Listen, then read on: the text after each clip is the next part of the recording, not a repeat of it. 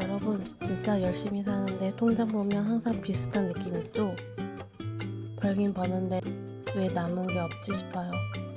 이거 단순히 수입 문제가 아니라 돈을 보는 기준이 문제예요. 저도 딱 그랬어요.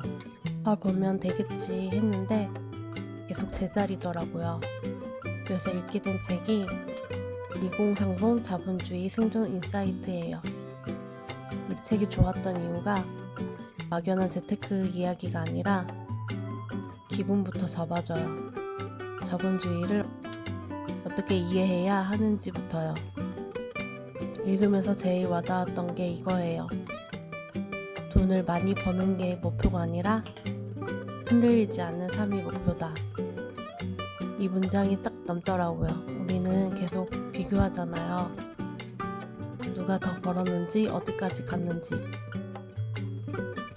근데 이 책은 내 기준을 먼저 세우라고요. 그리고 소비 얘기도 나와요. 사실 돈이 안 보이는 이유가 소득보다 소비인 경우가 많아요.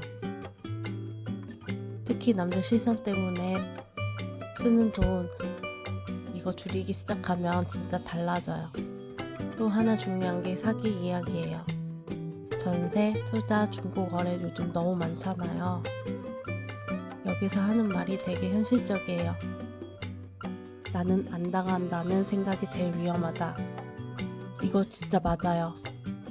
그리고 1억 얘기가 나오는데 이게 단순한 돈이 아니더라고요. 모으는 과정 자체가 경제 공부예요. 지출 관리, 욕구 조절, 시간 관리까지 다 연결돼요. 제가 읽고 나서 맡긴 건 돈 쓰는 기준이에요. 예전에는 그냥 필요하면 썼는데 지금은 이게 자산이 될까? 그걸 먼저 생각해요. 그리고 경제 뉴스 보는 것도 달라졌어요. 금리 올랐다 내렸다 이게 아니라 이게 무슨 신호지? 이렇게 보게 되더라고요. 책은 솔직히 화려한 성공 얘기보다는 현실적인 생존 방법에 가까워요. 그래서 더 와닿아요. 이런 분들한테는 추천드려요.